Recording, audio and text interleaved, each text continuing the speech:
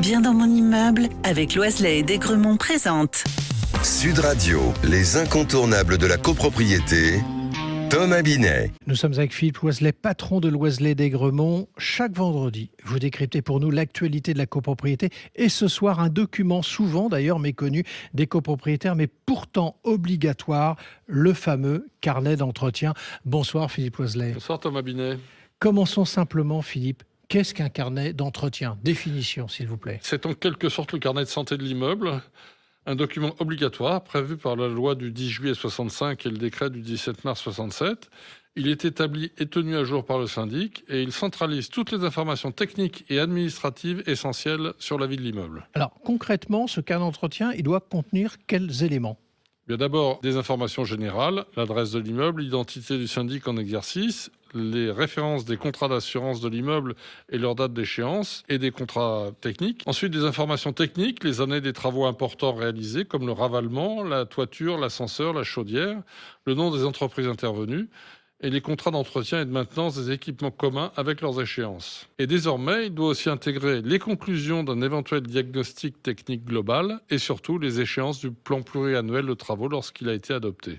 Donc si je vous ai bien entendu Philippe, ce n'est pas un simple classeur administratif en fait. Non, ce doit être un véritable outil stratégique.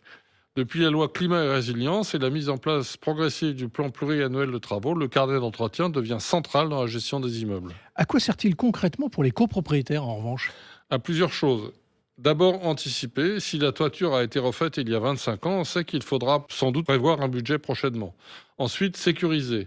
En cas de sinistre, les assurances demandent l'historique des travaux. Et enfin, valoriser. Lors d'une vente, l'acquéreur peut consulter un extrait du carnet. C'est obligatoire depuis 2014. Donc, c'est un élément clé permettant beaucoup de transparence sur l'immeuble. Absolument. Un acquéreur peut vérifier l'état de l'ascenseur, la date de remplacement de la chaudière ou savoir si des travaux importants ont été votés. Un immeuble bien documenté inspire confiance. Et s'il n'existe pas ou s'il n'est pas à jour, il se passe quoi ? Mais le syndic est alors en défaut de son obligation légale.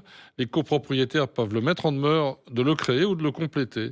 En pratique, l'absence de carnet complique les ventes et retarde la programmation des travaux. On perd du temps à reconstituer l'historique. Alors justement, peut-on le reconstituer quand même ? Oui, mais c'est un travail Ouais. minutieux et compliqué. Il faut exploiter les anciens procès-verbaux d'assemblée générale, les factures, les contrats, les diagnostics. Le conseil syndical peut jouer un rôle précieux dans ce genre de démarche. Philippe, sous quelle forme se présente-t-il aujourd'hui ce fameux carnet d'entretien ? Traditionnellement en version papier, mais de plus en plus au format numérique, ce qui permet d'ajouter des photos, scanner des factures et surtout faciliter l'accès en ligne sécurisé pour les copropriétaires. Et on le trouve en général sur l'extranet de la copropriété. Et qui peut le consulter ? Tout copropriétaire peut en demander la communication. Il doit également être transmis via le notaire à tout candidat acquéreur dans le cadre des informations obligatoires prévues par le Code de la construction et de l'habitation. Et le conseil syndical devrait y avoir accès en permanence. Un dernier conseil pour nos auditeurs copropriétaires qui vous écoutent sur le carnet d'entretien ce soir. Eh bien, Philippe. ne négligez pas le carnet d'entretien. Demandez-vous s'il est à jour. Intégrez-le dans la stratégie de travaux.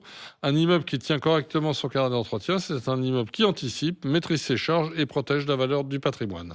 Merci Philippe et on vous retrouve vendredi prochain pour un autre numéro d'Oser Investir, les incontournables de la copropriété. Et pour ce qui me concerne, je vous donne rendez-vous dimanche matin dès 9h25 sur Sud Radio dans la matinale week-end.